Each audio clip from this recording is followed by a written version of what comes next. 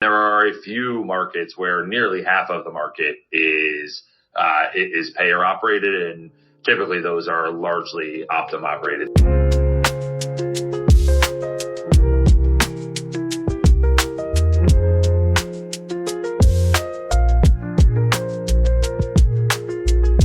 Welcome to Off the Chart, a business and medicine podcast featuring lively and informative conversations with healthcare experts, opinion leaders, and practicing physicians about the challenges facing doctors and medical practices. My name is Littrell. I'm the assistant editor at Medical Economics, and I'd like to thank you for joining us today. In today's episode, Medical Economics senior editor Richard Payerchin speaks with Loren Adler, fellow and associate director at the Brookings Institution's Center on Health Policy. Adler is the corresponding author of a health affairs study examining the changing landscape of primary care, specifically the rise of payer ownership and what it means for competition, Medicare Advantage, and the future of independent practice. They talk about where insurer acquisitions are surging, how this consolidation can shape patient care and Medicare Advantage, and why the effects vary so sharply from one market to another. They also get into the data behind the findings, the policy questions it raises, and what independent practices should be watching as this landscape evolves. If you're interested in more about independent practice and the current landscape, be sure to check out our recent expert panel discussion, Does Independent Medical Practice Have a Future?, now available on medicaleconomics.com and physicianspractice.com. Loren Adler, thank you so much for joining us, and now let's get into the episode.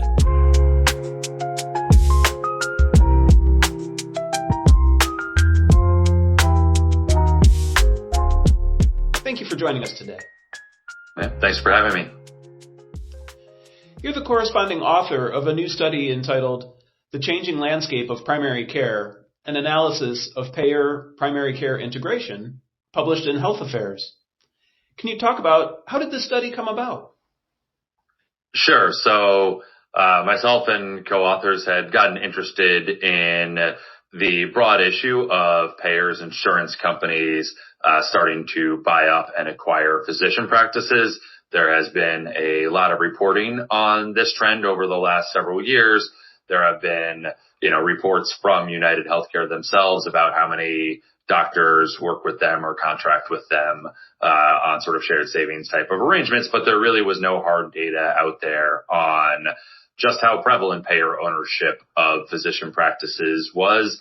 And then we also kind of wanted to focus in a little bit more narrowly on primary care practices, which are the sort of the core of what the insurer acquisition strategy has been, and also probably has the most influence on the rest of the healthcare system. If the insurer can control the primary care physician, they can control referral patterns. They might be able to gain some leverage over hospitals, and the primary care docs are going to be the ones who have the most ability to sort of code and coordinate care in the way that the insurer might want.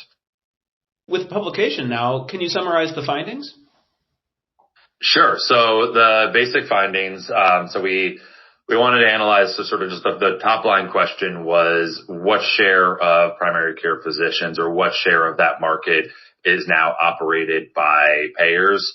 And so basically we found that it's grown from pretty small as recently as 2016, less than 1% of the primary care market was operated by payers. That's up to over 4% of the market by 2023. And that's sort of weighting things by how many services are provided. But if you look overall just at the number of clinicians in primary care, about 6% of primary care clinicians now work for a payer. Optum as part of United Healthcare is certainly the biggest of those, but they are not alone. Humana also plays a significant role. CVS Aetna, which there is largely the sort of minute clinic, so maybe not quite what you'd naturally think about in the primary care office. But those are kind of the big players here. And as you were analyzing the data, what was the most surprising finding?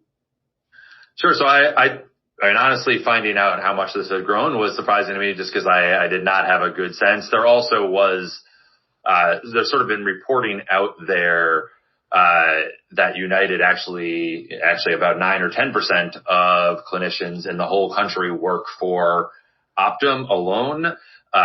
The CEO of Optum recently clarified, or CEO of United Health Group recently clarified that it actually is, I think in his saying, only 1% of clinicians actually work for Optum. The others are in some sort of arrangement where they don't work for them, but are somehow affiliated, is the term that they would use with Optum. But we tried to nail down a little bit more on that. So, coming to the fact that 6% of clinicians work for payers was sort of a big finding there. And then the other things we wanted to nail down on were, what do the markets look like where payer ownership of physician practices is most common? So in particular, we wanted to look at, and really we found that they are mostly buying up practices in areas where Medicare Advantage is a big thing. So, seniors can either get their insurance through the big public Medicare plan or buy it through private insurance companies, through Medicare Advantage. That has sort of been a big, United and Humana and CVS are all pretty large players in that market. So it does seem that the acquisitions are more common there. Then interestingly, we found that these acquisitions are actually more common in less consolidated hospital markets. Plausibly, the insurance company might think they have, more leverage, again, vis-a-vis the hospitals in a market that isn't already heavily consolidated on the hospital side of things. And similarly, we found these acquisitions were more common in markets where the insurance market was also less concentrated. So, where it isn't just United or isn't just Humana, where there's actually at least somewhat decent competition among insurance companies. We found that these sort of acquisitions of physician practices were more common. This is our study is just sort of it's more correlational here. So hard to nail down the exact reasons here, but I think the theories are that it might be that, part of the idea of owning a popular physician practice in particular might be in order to make your insurance product more popular. So, it's plausible that United's Optum buying up a very popular primary care practice in an area might help get them to enroll more people in United's health plans and make more money that way. That was something that you really had forecasted among my questions, because I did want to ask about those nuances. So I'm really glad that you touched on that. To go back to that finding about in the paper, it was 4.2%. If we use on the higher end, an estimated 6%, that may not sound like much at first blush. Can you explain why those findings are significant? Sure. Right. So it's like 4% if you weight things by volume of services that are operated by payers, and 6% of the actual clinicians, right? That may not sound like a huge part of the market, but right, those national numbers obscure the fact that they have very large roles in some markets and, zero role in many other markets. So there are, I think there's about 16 counties throughout the U.S. where payers operate more than 10% of the primary care market in that state. And there are a few markets where nearly half of the market is payer operated, and typically those are largely Optum operated. So if you go to Clark County, Nevada, where Las Vegas is, right, that is, nearly 40% of the primary care market is operated by Optum. Very similar numbers outside of Seattle and Washington, and then also in Contra Costa County in California. So there are some areas of the country where Optum is playing a very large role. And actually, at that point, you are looking at a pretty horizontally consolidated primary care market where they are, one of the only games in town for folks who are trying to get primary care services. And that raises more traditional antitrust concerns that we kind of have a better grasp of when it's just, we're taking one specialty market and we're consolidating it. We do see some of that going on, even if that is only in a few pockets throughout the country. But certainly, there are a lot of places where they're operating more than 10% of the market. And, usually these are in more populated areas. That is sort of one of the other pieces of where they're usually buying. These are not as often in rural areas. They're typically in sort of more populated areas. Both in the paper and in our conversation, you had mentioned some of the specific payers by name, including Optum, Humana, Elevance, and Aetna CVS Health. Sort of a two-part question. When you were preparing the research, did you have any input from the payers? And since publication, have any of those companies publicly addressed the findings? So we did not, we didn't speak to the payers about sort of which practices they owned. My co-authors in particular we did some stakeholder interviews to sort of understand a little bit about why the payers say they're up there trying to acquire practices, and then also speaking to some of the physician practices themselves or the people who work there, about, why they sold, what they were thinking about. So we did do some of that work at the front end. I've not heard on the back end, of this, although I think we feel pretty comfortable with the sort of rough magnitudes that we're finding for the payer's share here. But I think part of the attraction was that we wanted to be somewhat specific in which payers are operating here. And it's worth noting that we're focused on payers that you think of primarily in the insurance market. We are purposely not referring to some of the large payers who are more hospital payer integrated, or hospital integrated payers like a Kaiser Permanente or an Intermountain. Those are very large payers. They are integrated with providers as well. So it's not, it makes some sense to think of them similarly. But our kind of main distinction is that those are largely hospital integrated, whereas we're looking at payers that are typically not purchasing any hospital, right there. They are purchasing physician practices, sometimes ambulatory surgery centers, home health agencies, but they're purposely leaving out the hospital. I think that's a good segue to what may be kind of a foundational question. And when we talk about the accuracy or the reliability of evidence regarding the study, can you talk about what your data sources were? Sure. So primarily we are basically, so I should have said it that was all right. So we are looking in the universe of Medicare claims. When we're talking about the Medicare, we're really looking at the Medicare market. In large part, that is just the best national data source that we have. Medicare is a national program, basically everyone over 65, a lot of folks with disabilities under 65 as well on the program. The government keeps great data, and we are using both data from the traditional public program and then also data from Medicare Advantage. And interestingly, actually, the presence of payers in physician markets is actually much stronger in Medicare Advantage. So you see that the sort of a lot of the services for Medicare Advantage patients are to providers owned by that payer, and actually a notably lower percentage fall in that category in traditional Medicare. But basically, we're starting with that universe of providers, and then there is information about the name of a practice, the physicians or clinicians who work at that practice, and we are basically using that and then using to some degree PitchBook and S&P Capital IQ, which are sources that sort of track ownership of different companies, not just medical, but we are using that to help figure out, okay, this practice is owned by Optum, for instance, and then are kind of tracking when that acquisition took place. We are often relying on press releases. There are often for large acquisitions, particularly by publicly traded companies, like large insurance companies, are usually pretty well reported on. So we are kind of using that to create a longitudinal data set of all of the practices that ever get acquired by payers, and then sort of nailing down when that acquisition took place. And then within the Medicare data, right, we have the names of the practices, we have the clinicians working there. So then are sort of mapping that information onto the Medicare data. And then that's how we're sort of calculating these, how many clinicians work for Optum, what percentage of service volume is now being controlled by Optum.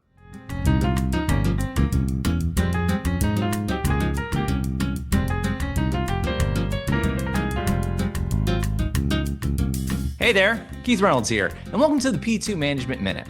In just 60 seconds, we deliver proven, real-world tactics you can plug into your practice today, whether that means speeding up check-in, lifting staff morale, or nudging patient satisfaction north. No theory, no fluff, just the kind of guidance that fits between appointments and moves the needle before lunch. But the best ideas don't all come from our newsroom. They come from you. Got a clever workflow hack, an employee engagement win, or a lesson learned the hard way? I want to feature it. Shoot me an email at kreynolds@mjhlifesciences.com with your topic, a quick outline, or even a smartphone clip. We'll handle the rest and get your insights in front of your peers nationwide. Let's make every minute count together. Thanks for watching, and I'll see you in the next P2 Management Minute. Definitely wanted to discuss some of those potential effects of the integration, or I know the term consolidation is used a lot in healthcare to describe some of those market conditions. The paper noted, and I'll quote, "Policymakers and researchers have raised questions about how this integration affects patient care, healthcare costs, and market competition. Based on your analysis, what are your biggest questions or concerns about this level of integration?" Sure. So I think there's a few big questions. I think there is, kind of a first order question that just is helpful because it's kind of the natural thing that antitrust regulators can look at is, are there some markets where payers are, sort of compiling too large of a share of any one physician market, right? In markets where Optum controls 40, 50% of the market, that raises some sort of traditional antitrust concerns.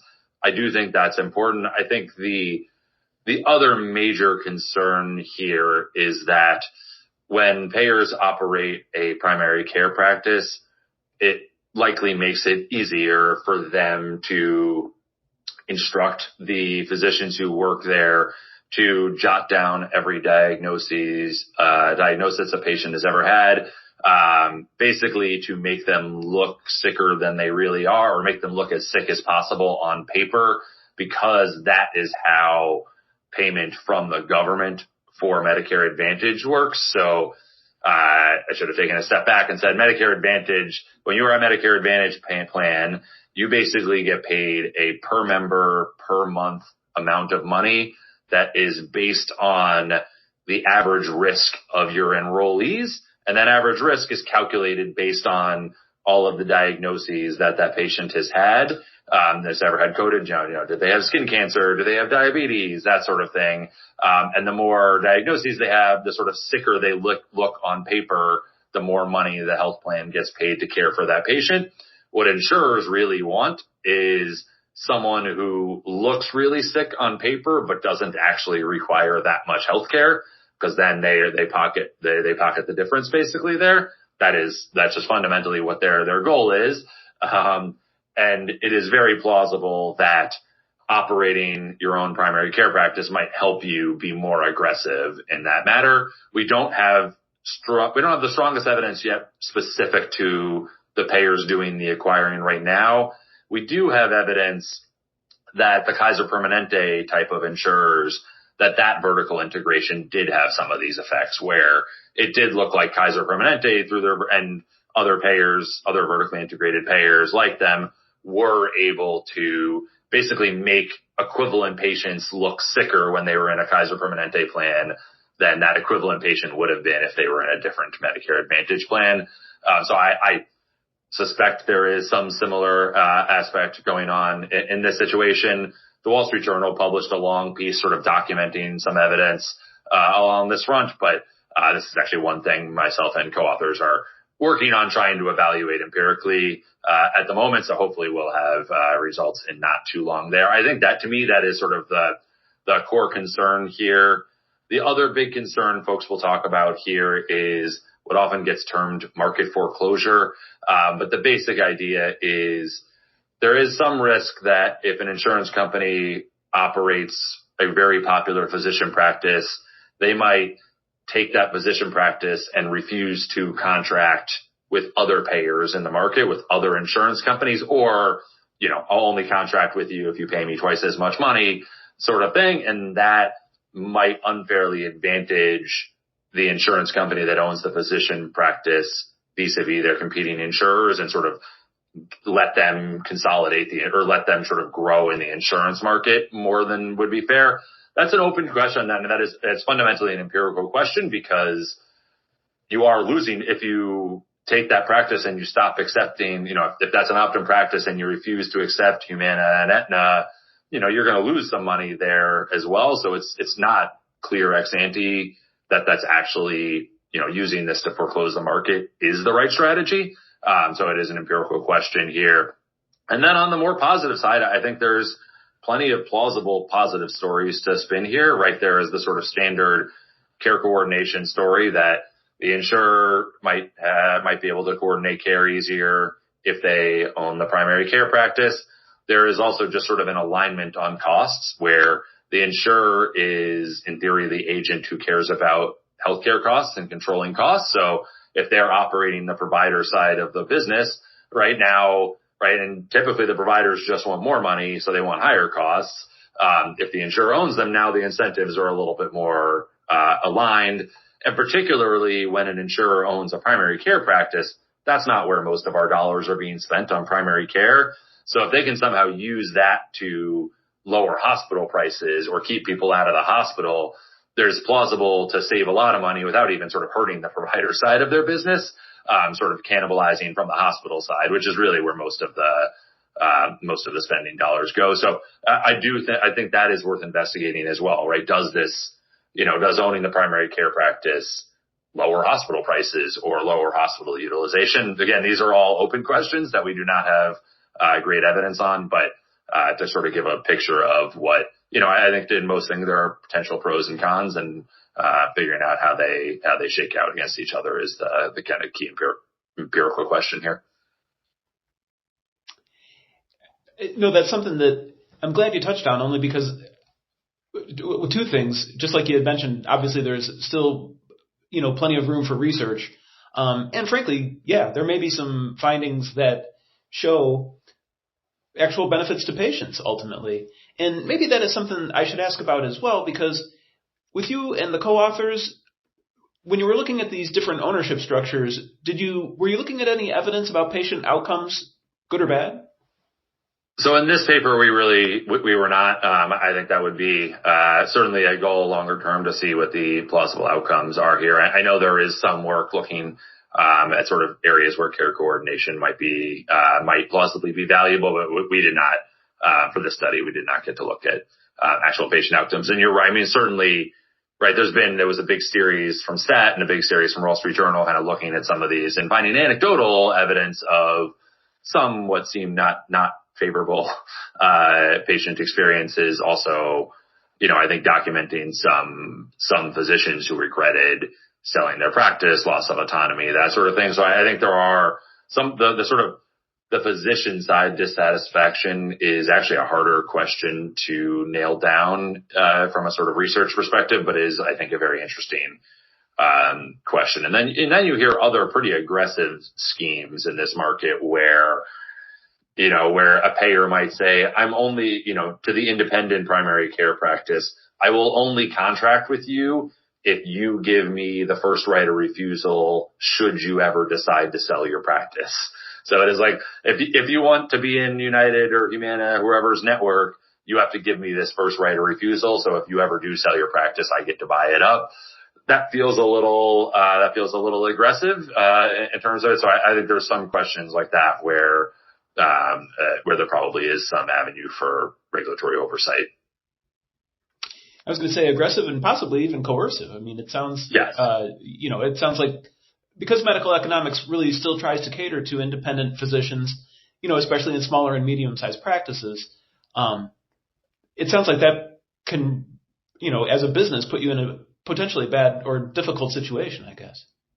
For sure. I mean, that is sort of, I guess in those situations, as long as you never sell, it's not the issue. But I agree that feels, those are the ones that start creeping into feeling coercive and, not really what we're after, here, right? There's been a lot of movement towards care coordination over the last decade or so in U.S. healthcare. A lot more for, even with independent practices, a lot are participating in accountable care organizations. Often they're working with a third party who helps to keep them independent or sort of doing some of the back office work, as well. I mean, interestingly, right, even United, for instance, they'll often operate a IPA, an independent physician association, where they'll handle a lot of the back office work, but the practice nominally gets to stay independent. I'll say, like, there's some of those that start blurring the line of what is an independent practice, or, they'll also do these market performance partnerships, they would call them. For instance, Optum and John Muir Health, for instance, where it is the back office becomes part of Optum, but the physician side of the business, at least nominally stays independent. But again, it's still Optum's the one doing the negotiating for your price, for your payments and stuff like that. But some of that is also primary care, has always sort of had especially the smaller practices have had a hard time getting a seat at the table with insurance companies to sort of get payments. So there's a reason some of them are sort of joining one of these IPAs to sort of, usually to get better reimbursement. One question that comes up in, I think, literally every interview we do now, deals, of course, with the current administration of President Donald Trump and the initiative to make America healthy again. How do healthcare market conditions and integration fit into the MAHA movement? It's a good question. I think as a general rule, we have a lot of evidence that consolidation, particularly sort of taking one physician market and, having one company own a very large share of that market, that tends to not be great for patient outcomes, and certainly not for patient costs. That's sort of the one area I feel like we have good evidence here. The kind of broader impact of the overall trend here, particularly in areas where they're not necessarily consolidated in one market, I think that's somewhat of an open question on, what that actually will mean for patient outcomes, that unfortunately I don't think we have a clean answer to yet. In terms of what we do know about some of those market conditions, what are some policies or government actions that could help or hurt market competition in U.S. healthcare? Sure. So, in this area and in a lot of the sort of corporatization of medicine going on, I do think there's an avenue for government transparency of keeping better track of the acquisitions that are going on, who the various owners are, and maybe that's more private equity than it is payer ownership. But I certainly think that's one avenue. The other one is, I think there's always a stop digging the hole deeper, a part of things that the government can help with. Some of that is, there are antitrust concerns with some of these. I think there are, to the extent they are using it to sort of leverage to sort of corner the insurance side of the market, that is an avenue that antitrust regulators could look into. There also is just a lot. This sort of payer provider trend really heightens the need to deal with the fact that there is much more intense coding in Medicare Advantage than there is in the traditional program. And estimates are that the marginal enrollee in a Medicare Advantage plan costs the federal government about 20% more than if that enrollee were in the public program. That's a lot of money. The fact that this trend probably heightens the need to deal with that. And that is really dealing with risk adjustment. There are off-the-shelf ways to basically adjust for the fact that we know they are more intensely coding, and sort of claw back money from Medicare Advantage insurers. You can try to change the risk adjustment system to make it less gameable. There's also a lot of these risk adjustment data validation audits that the Trump administration has said that they're going to do more of, which is basically just investigating, are the diagnosis codes being jotted down by these practices accurate? Like, did the patient actually have diabetes? Did they actually have skin cancer? Documenting that figuring out whether there is, misdocumentation going on is important. And those audits have generally saved the government a lot of money, a very high ROI when you're thinking about it from the government's perspective. So just doing a lot more of those would be useful here. I think those are kind of some of the main areas to be focused on from the policymaker perspective. And another question that comes up in just about every interview, because in the last few years especially, we've really seen artificial intelligence and large language model programs revolutionize healthcare and other areas of business as well. We always like to ask about the role of technology in medicine and healthcare policy. Do you think that there's a role for AI in analyzing these market conditions going forward? It's a good question. I do think AI, large language models, can probably help track better what is happening just by being able to pull from everything on the internet. Honestly, a lot of what myself co-authors and other people who have done a lot of this tracking of private equity, payer, hospital ownership. A lot of what we're doing is compiling things that are on the internet. I've already found that AI is actually pretty decent at figuring out who owns what practice. So I think there's some elements from a tracking perspective that AI can probably be useful for. On the actual, I'm probably not as qualified to speak to the actual medical, the medical care side of AI. We've covered a heck of a lot of ground in a short amount of time here with some of the major points in the paper. What did I not ask about that you would like our audience to know? I think we covered most of the key points here, right? I think one of the things is that this is a big trend. I don't know how, I think there are still open questions about will the sort of exponential growth we've seen in payer acquisition of primary care practices, is that a long-term trend, or is that a quick trend and it levels off, any time now? I don't know the answer to that. I think a lot of people assume that sort of once a trend starts, it just keeps chugging along. That's not necessarily clear to me, right? To the extent that a lot of this is just a coding game in Medicare Advantage, you probably only need to have a small share of the market to make it work. So I think there's some question of how big this trend ever gets. And I don't think we know the answer to that, but that's sort of another avenue here where, I think would be good to drill down on. Relating to either your findings or just in general, of course, our main audience is primary care physicians. What would you like to say to them, or what would you like them to know? I mean, certainly there's been a lot of growing trends in primary care towards hospital. I mean, still, right, this study focuses on payer ownership. I've done other work on private equity ownership. Still, by far the biggest parent company of primary, the biggest employer of primary care clinicians is hospitals. Right, those are the health systems are still the main driver here. From a encouraging independent primary care practices, I still think that is the largest lever to be focused on.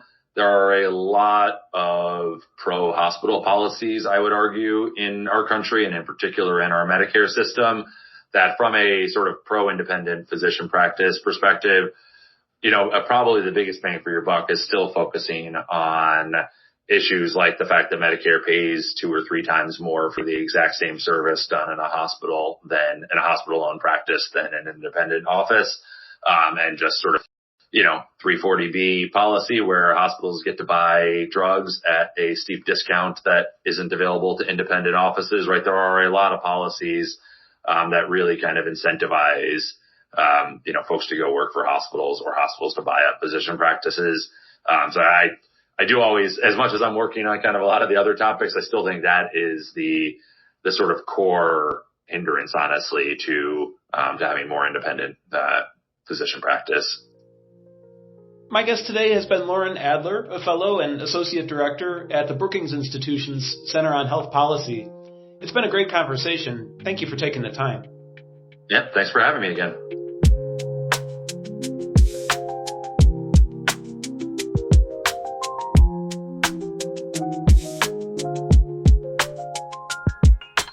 Once again, that was a conversation between medical economics senior editor Richard Payerchin and Loren Adler, fellow and associate director of the Brookings Institution's Center on Health Policy.